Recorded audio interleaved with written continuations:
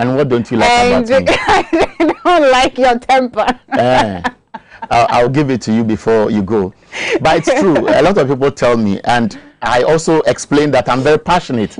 And so maybe my passion is driven wrongly by my emotions. And I think I've said this to you before. Advise me. I'm advising you that you shouldn't expect too much from people. People are meant to disappoint you, whether you like it or not. So expect less from us so that we can, you know, meet the expectations. That way you don't get disappointed. So the program has ended, that's all. You won't add anything. Look, I was trying to advise, but I think that we all know the best advisor on this show is Obobi Adako Opoku. Let's take our pause for 3.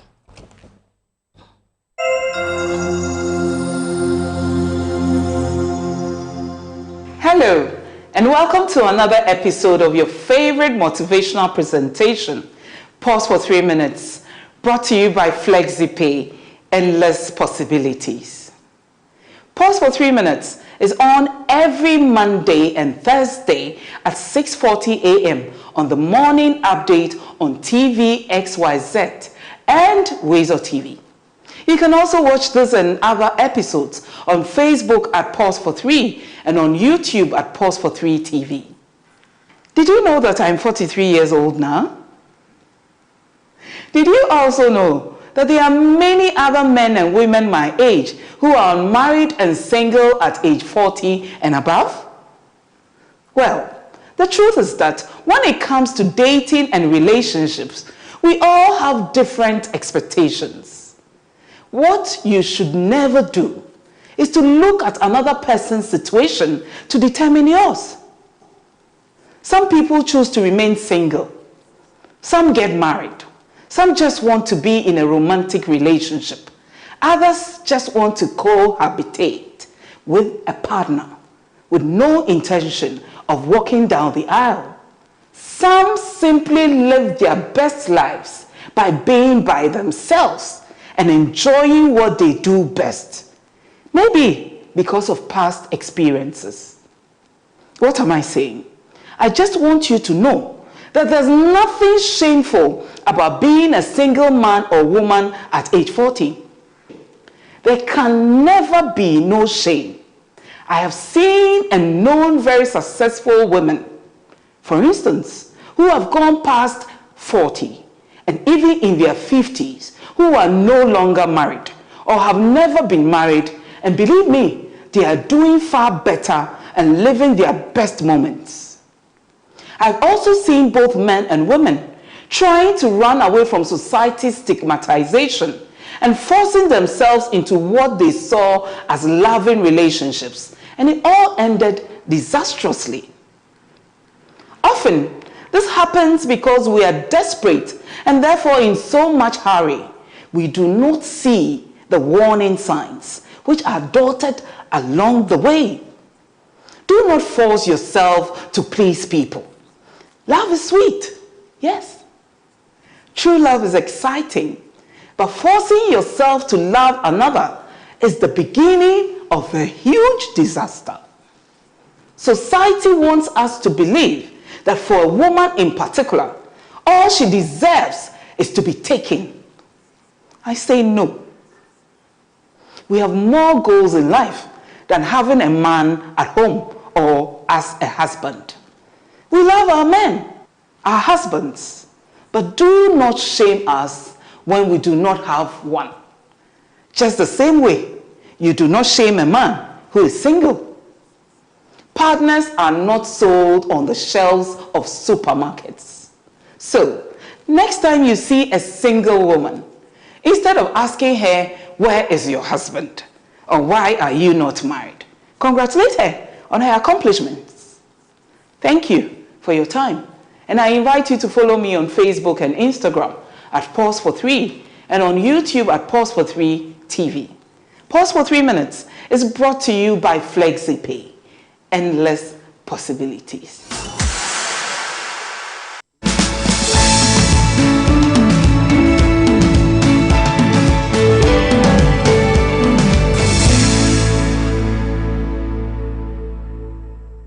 Yes, so you heard what she said. I have had a few people ask me, oh, so you're not married? Oh, why not?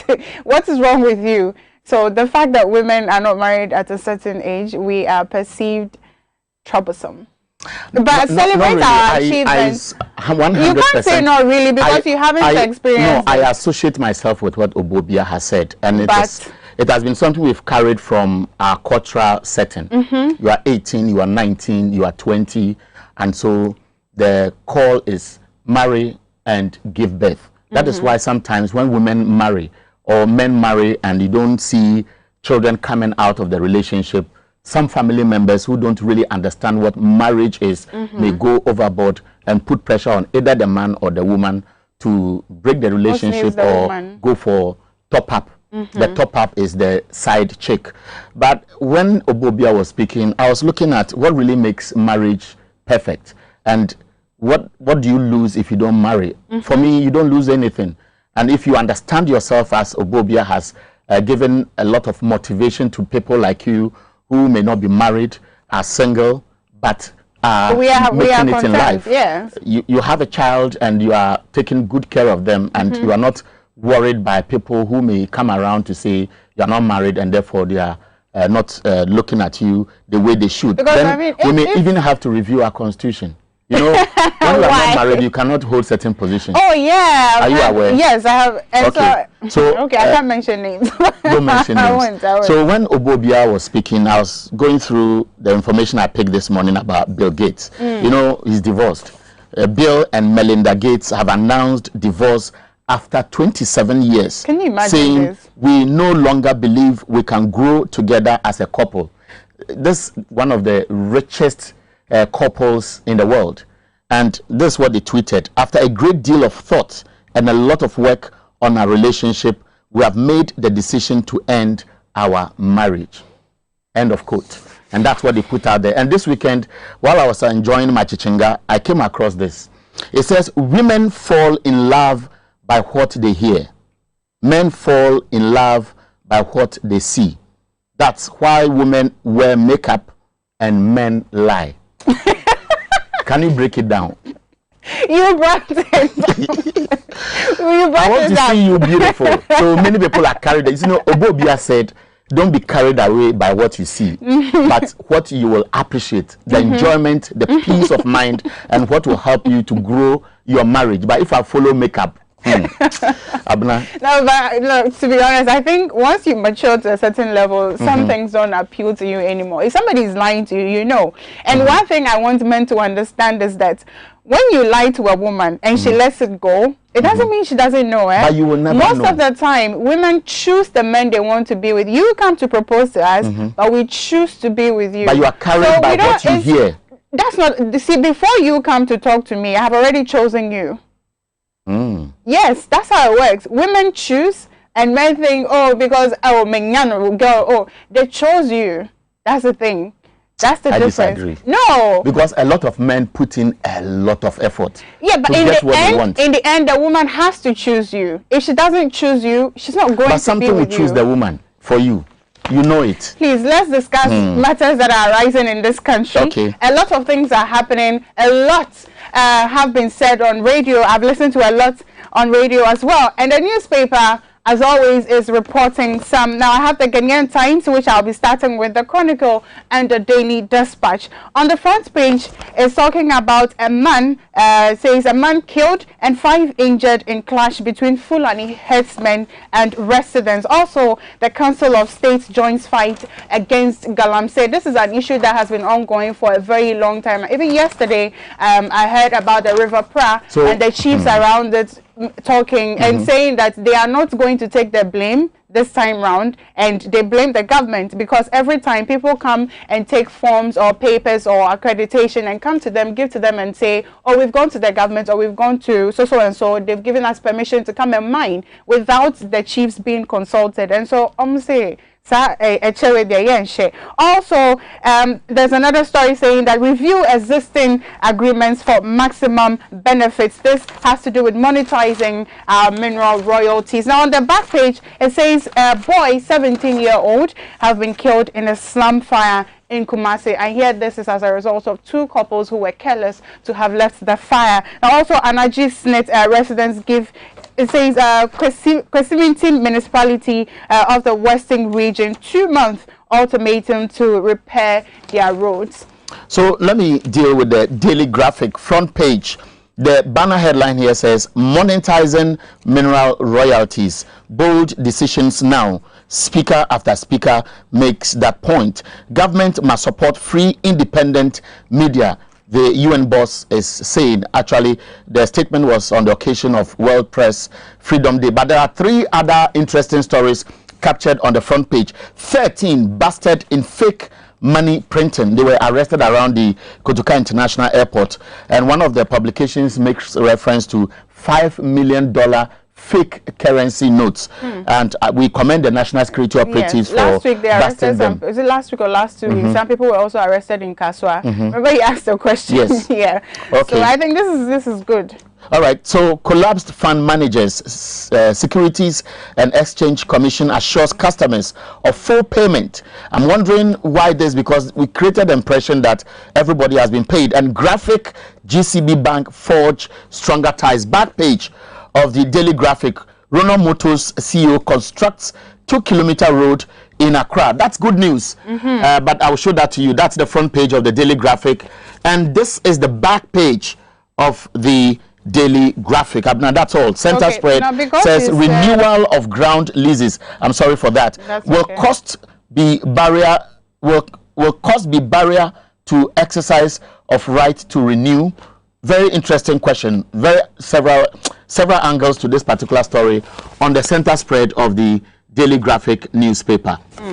Because you said good news, in the middle or in the center spread of the Ghanaian Times, it says that Ghana receives $150 million grant from World Bank to implement harmonizing and improving statistics in West Africa. Also, new taxes take effect today.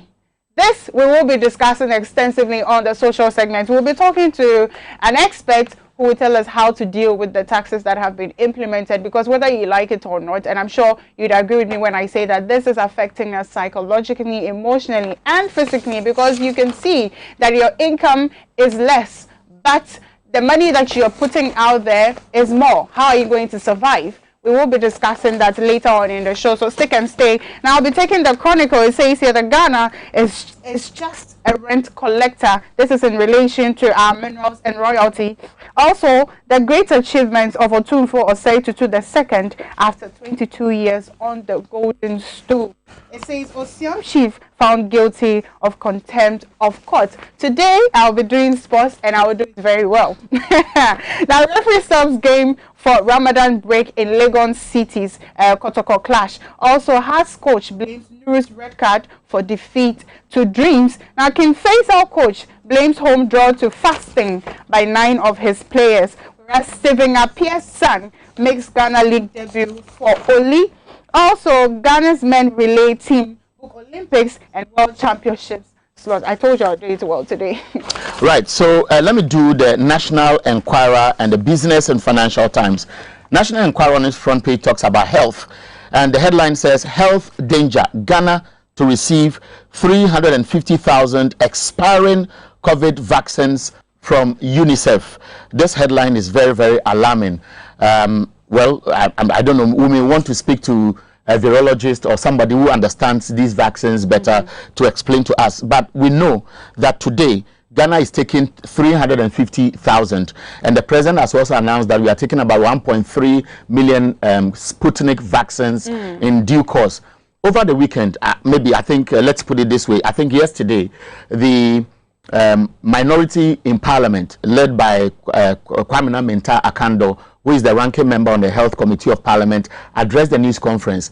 In his submission, he said Parliament approved $420 million for government to import vaccines. You know, government is targeting to inoculate about 20 million people, and it's wondering 8 weeks after that approval, these vaccines have not come in. We all understand the politics around the distribution of the vaccines. India, for example, is producing these AstraZeneca vaccines, but India itself is in crisis, and many other countries are now helping India. So the consignment that may come to Africa may not come as governments wish. Right. But the fact is that governments seem not to have a well thought out timetable to assure you and I. So this 350 coming, many people are not too sure whether it will go to another batch to take their first jabs, or to go to clear those who have already taken their jabs and are waiting for the second one. And so it's an interesting topic. I believe that we'll clear the issue about the expiring COVID vaccines and move on. If they're not sure of the number, I think we should be reporting about, because last week I remember reading a headline that says that we'll be getting 300,000, and then now it's 350. Well, this one was made specifically at an event, I think May, and so let's take it that that's what is coming. Right. Okay, so quick headlines. Mahama jabs Akufo-Addo, stop intimidating the media and CSOs. That was his statement to mark World Press Freedom Day. And Ejabing will be influenced by government as Special Prosecutor J. Kufuor Foundation backs Martin Amidu. Last one on the front page of the Business and Financial Times. Banks ditch businesses to satisfy government's borrowing appetite. Dr. Etuahene warns crowding out will slow economic recovery. That's all I have. Before we go quickly, on the front page of the Daily Dispatch is talking about you have yourselves to blame if you mine in water bodies. Now also, between 2016 and 2020 elections, we saved over $90 million in 2020. This is coming from the Electoral Commissioner. Also, another disturbing story is that 13 teenage pregnancies recorded every 1 hour in Ghana in 2020. This is a disturbing story that we will take a look at sometime. We'll take a quick break. When we come back, Wisdom Heather Jome will give us details of some of the stories that we've covered.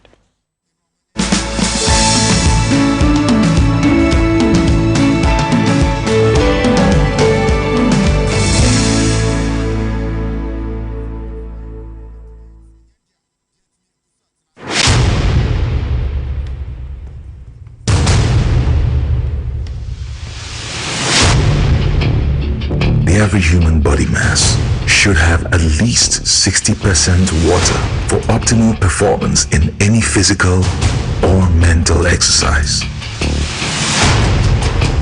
We can help you maintain it naturally.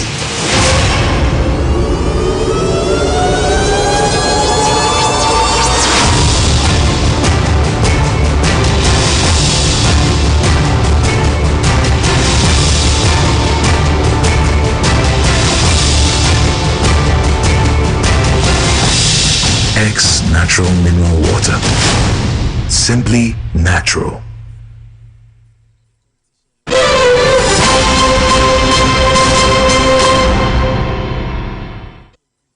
It's 124 days into 2021. Hello and many thanks for joining us this morning. Now coming up, worker unions press for salary increase as new taxes take effect. But the president says he and his appointees will sacrifice this year. Details and reaction coming up. Also, Nagrat joins renewed calls for a national debate on free SHS as GES sacrifices fresh students for the return of final years to prepare for WASI. And Ghana takes delivery of another batch of AstraZeneca vaccines later today. I will tell you what the minority has been saying regarding the management of COVID-19. And I'll tell you finally about possible fare increase later tomorrow.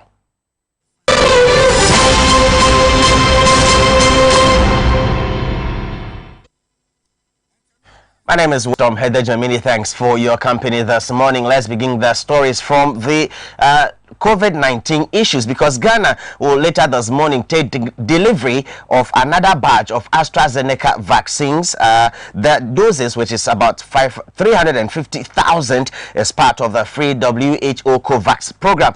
Now, the arrival raises hope among those expecting to take their second jabs by now, but there is no indication yet about the Ghana Health Services plan amidst concerns about the minority accusing government of poor management of the pandemic.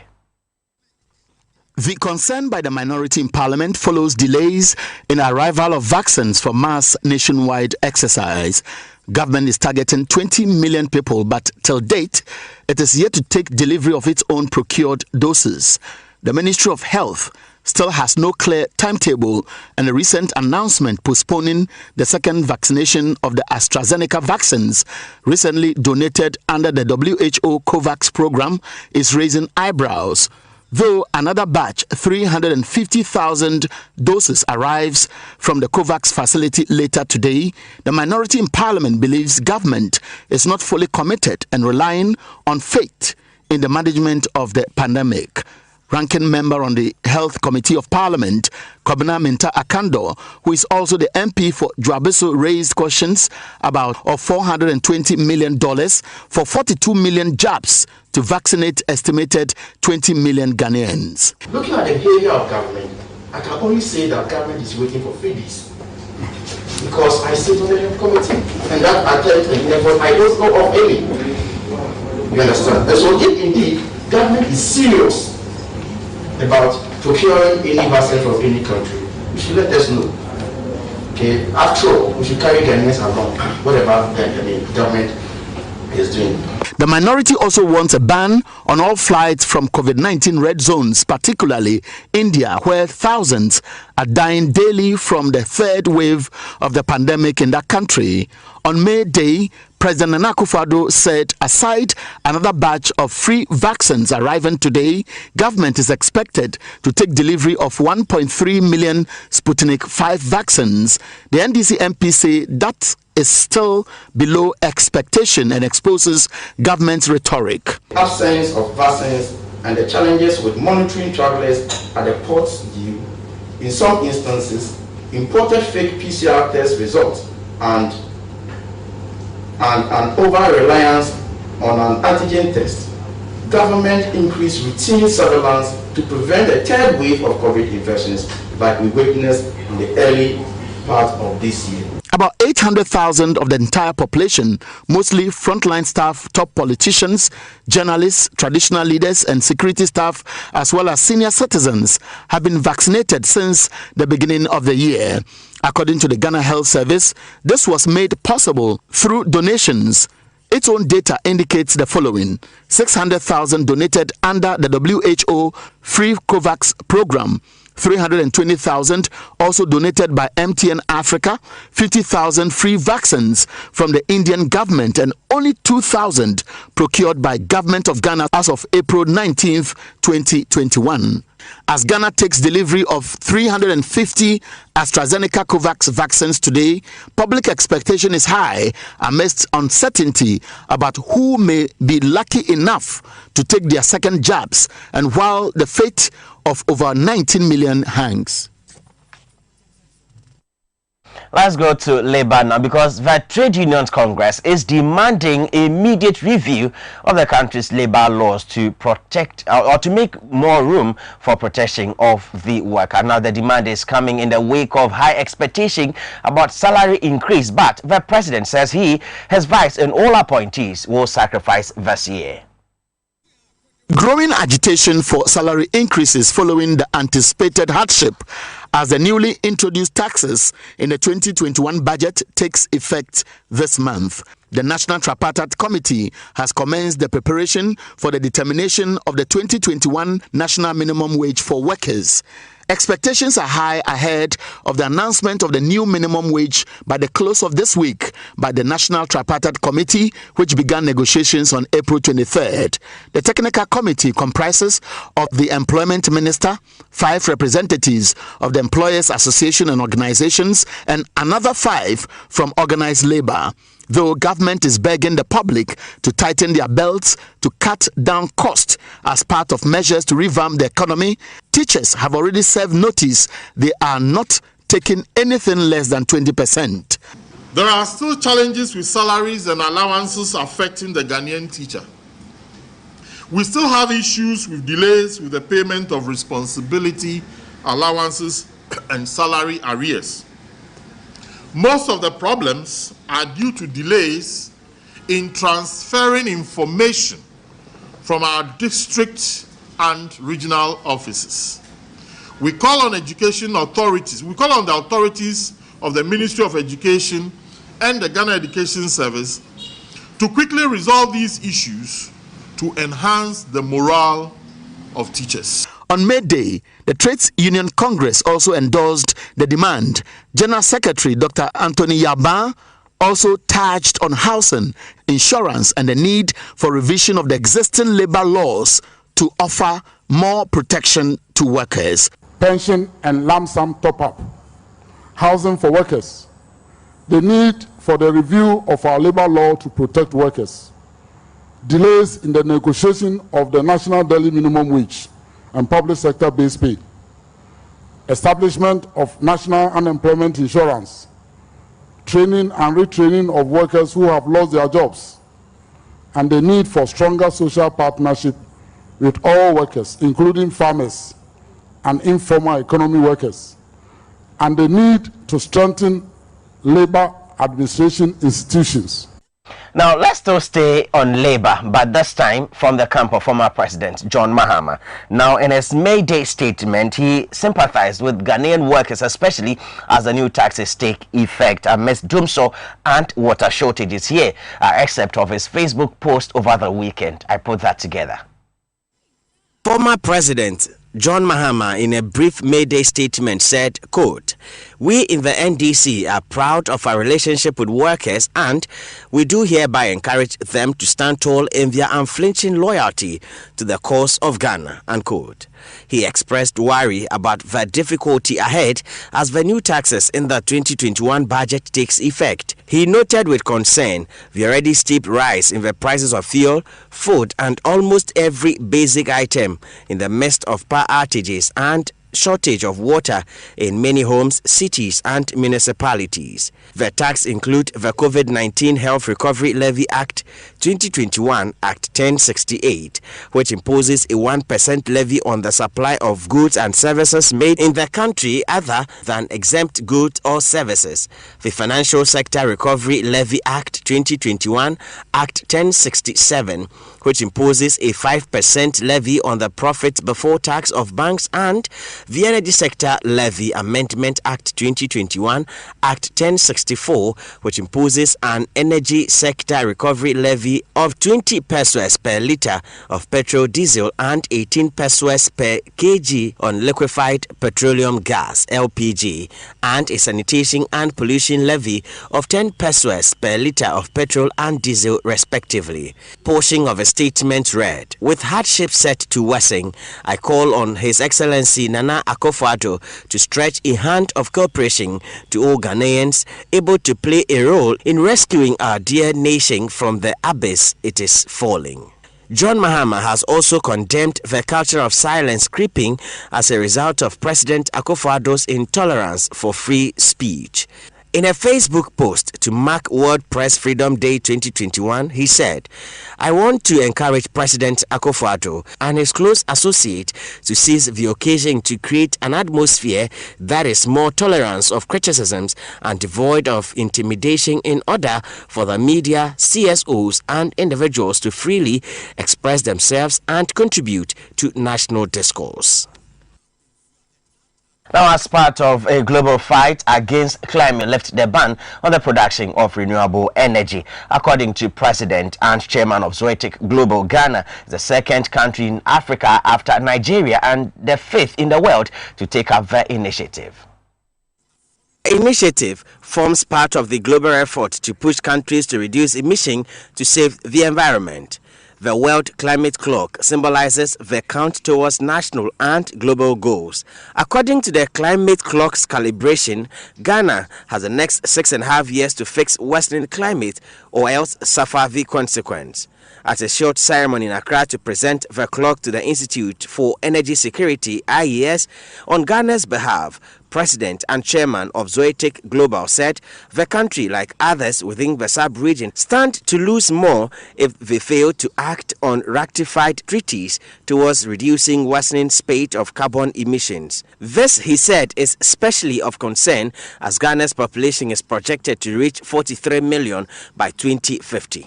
Ghana has 31 million people. Your growth rate is 1.45% annually. By 2050, Ghana will have 42 to 43 million people. How will you be able to handle the growth in population with clean water, proper infrastructure, meeting the needs of the growing population throughout the country of Ghana? But even through the continent of Africa, it is expected by 2050 that the population of Africa will double. And you face the challenges of climate change. The executive director of IES, who is also Ankobia Hene of Ekumfi, Nana Amwesi the 7th, pledged the commitment of the think tank to work closely with government to meet the set goals. However, we call on government to lift the ban on renewable energy power purchase agreements. It's very key for us to move it forward. When it comes to the issue of renewables, it's not only to address climate issues, it's also to introduce low-cost electricity and energy. Today, power producers are willing to give us solar and wind power for less than 6 cents per kilowatt hour, whilst on average we are paying somewhere around 11 cents per kilowatt hour for thermal energy. So a surge in renewables will not strengthen the viability of ECG. It's going to ask them to be more efficient. The event brought together CSOs and players in the energy sector. Meanwhile, fellow of IES and former ranking member on the Mines and Energy Committee of Parliament, Adams Mutawakilu, has chided government for shifting the goalpost of a target set for achieving 10% renewable energy. The determination was to get 10% by 2020. We are in 2020.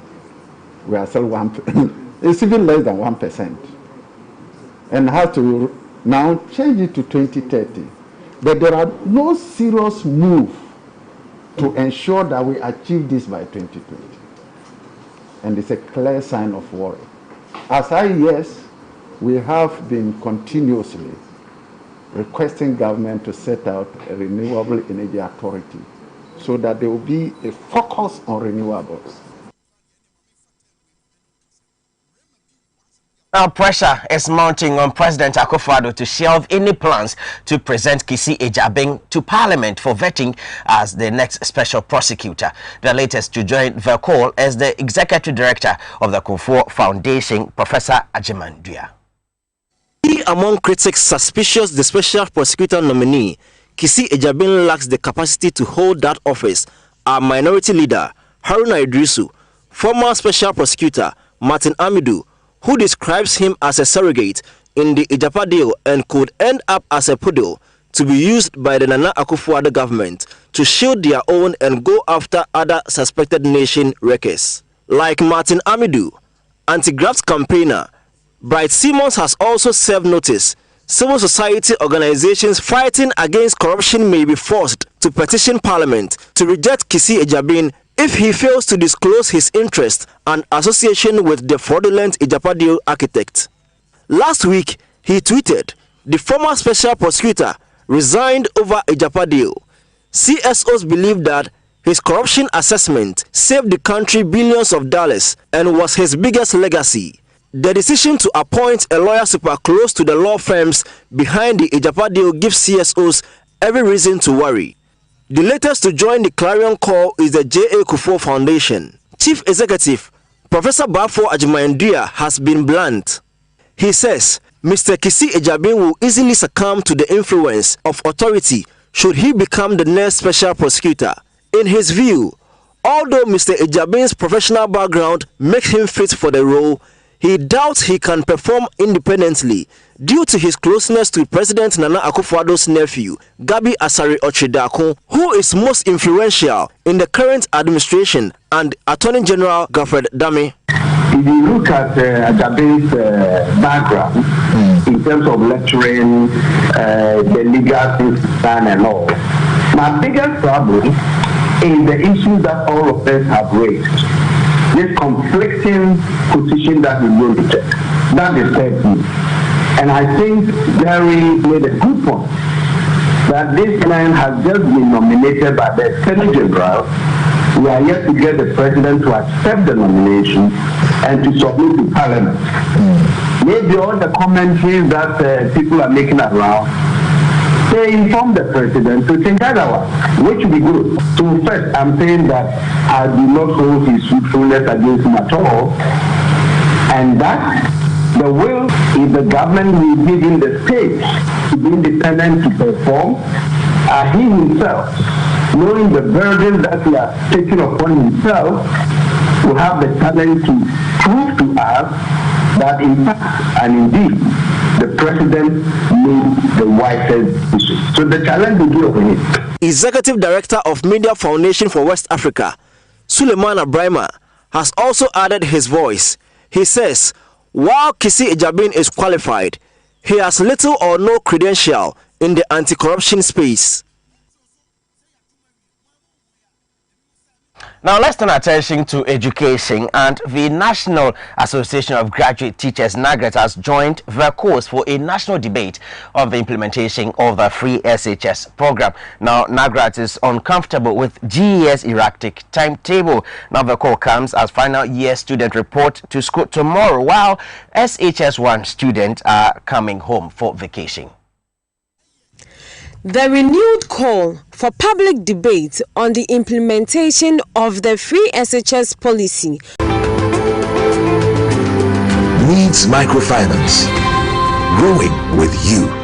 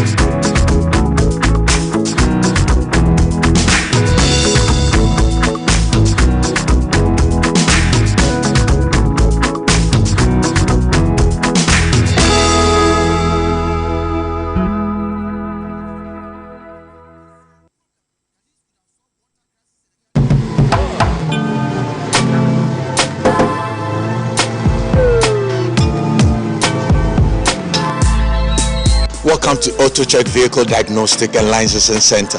I hear my car can be checked here without going to so many hour crap. Sure.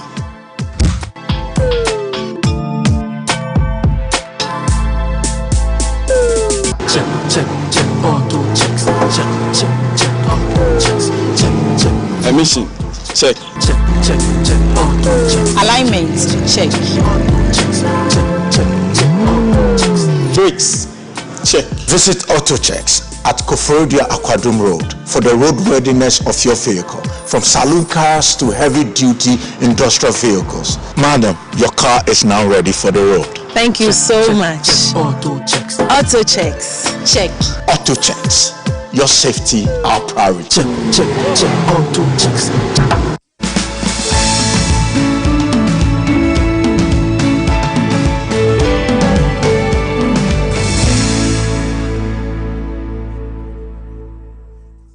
Welcome back to the morning update on TV XYZ. My name is Nana Abunasewa and I've been doing this with Eric Ahianyo, but this time we are the social segment and so you'll be seeing me a bit more.